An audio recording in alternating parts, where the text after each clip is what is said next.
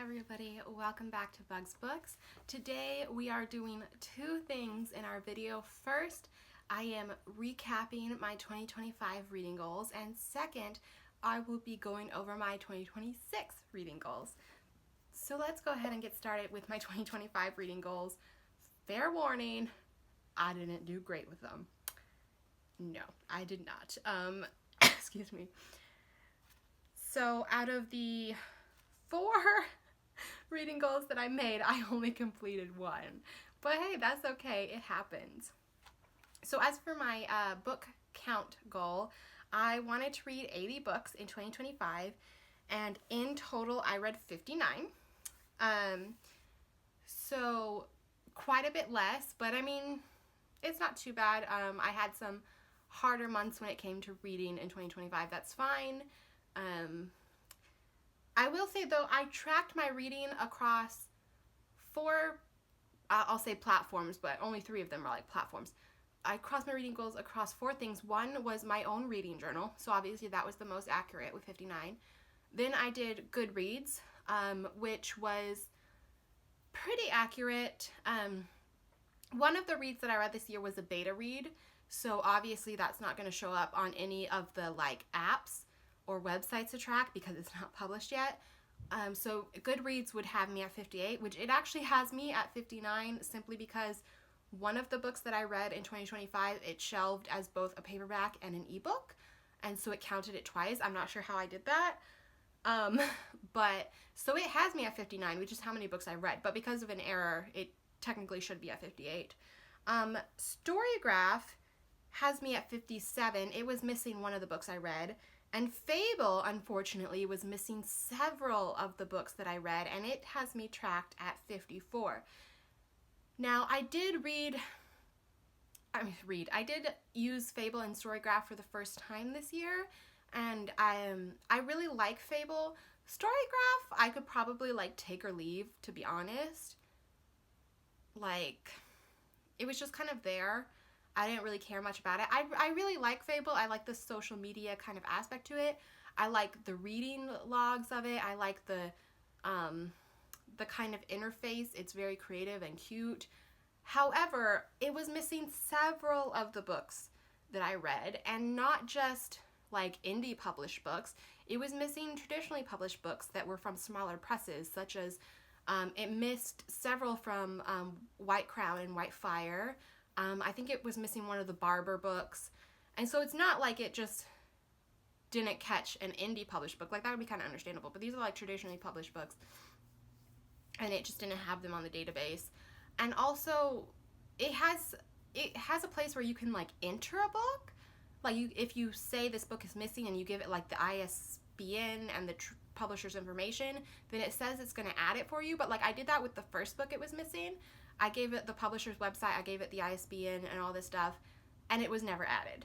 And so I'll still use Fable, but I was just a little disappointed because it was missing several of the books I read, and that also messed up like the whole I read today tracker, which is one of the things that I really like about Fable. I like just being able to go onto the app and be like, I read today, and to track my progress through these books. I feel like it's a lot easier and more manageable to do it on Fable than it is on Goodreads. Like, I've never done it on Goodreads. It just, I don't know. I don't really like the way Goodreads does their little tracking your way through the book, but I love to be able to go on Fable and just right at the top of my home screen click, I read today, and the book that I'm reading and how far I got. Like, I think that's really great. But since it doesn't have all the books that I read, it was missing several, then there was a lot of times that I could not go on there and click that I read today. So then when it gave me, my reading streaks, you read this many days in a row, well, that wasn't necessarily accurate because there were days that I read that I couldn't track on there because they didn't have the book that I was reading. Anyway, so that's just a little aside on my experiences with Fable and Storygraph and Goodreads this year. I'm still going to use Fable, and I'll probably still use Storygraph, although I might just let that one slide off because I feel like I didn't really care that much about it. So I might just stick with like Goodreads and Fable. We'll see how 2026 goes. But anyway, in total I did read 59 books, which was quite a bit less than my 80 book goal, but that's okay. I mean, that happens. And can I just say, shout out to all those people that read so many books. Like, I saw so many people on Instagram that were like, oh yeah, my final book count was like 140 books or like 100 books. And I'm like, I don't know how you do that, but I have mad, mad, mad respect for you. I mean, seriously, like, how do y'all do that? What is your magic that you have going on? Anyway, so my next reading goal was to read 6 nonfiction books because I wanted to increase my nonfiction. I read 4, so I did not complete that goal. However, that was like 4 more than I read the year before, you know? And this doesn't account for my Bible reading because that's something I do every day regardless, because that's a part of my spiritual life, so I don't count that. And plus, I don't read through my entire Bible in a year. There were several years that I did read through the Bible in the year, but for like the last probably 5 years or so, I have decided to take it slower and to do little chunks at a time so I can really absorb it. Because if you read the Bible in a year, then you have to read like several chapters at a time, and I did that for like several years in a row. But at this point in my life, I really like taking it slower so that I can really take in these small chunks of what I'm reading.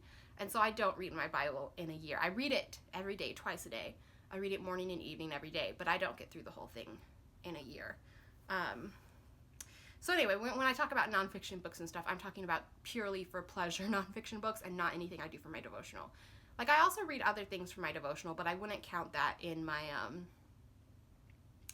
reading trackers. Like, for my reading trackers, I just track what I am, like, choosing to read for pleasure and not necessarily for my devotionals, if that makes sense.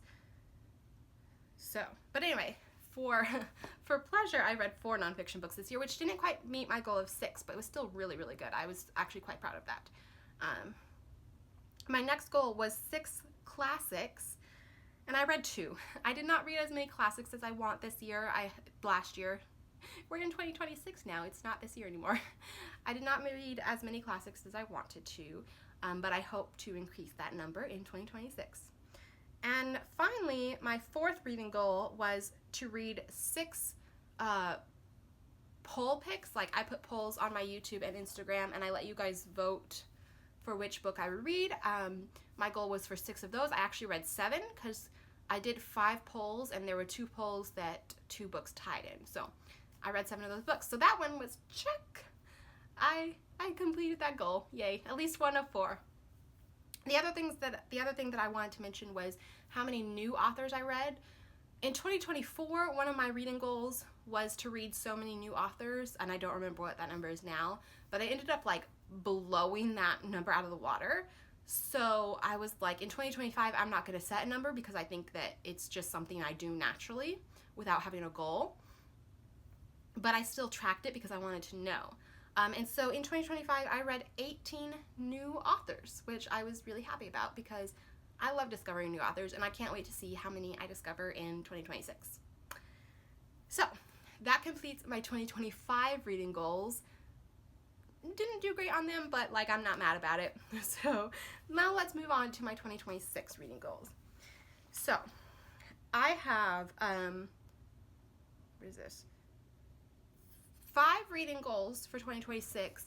However, really I have 4 because I did pick like a number of books that I wanted to read in 2026 because, you know, all of my trackers are going to ask, you know, the Goodreads is going to ask what your goal is, Fable's going to ask what your goal is, and all of that. And so I picked 50 books just to be able to put that number in, but I don't necessarily care as much about that number. I'm finding that I don't find like completing a arbitrary number of books each year is as satisfying to me as completing my other types of goals that I set. And so like I'm saying that my goal is 50 books, but in reality I don't necessarily care how many books I read.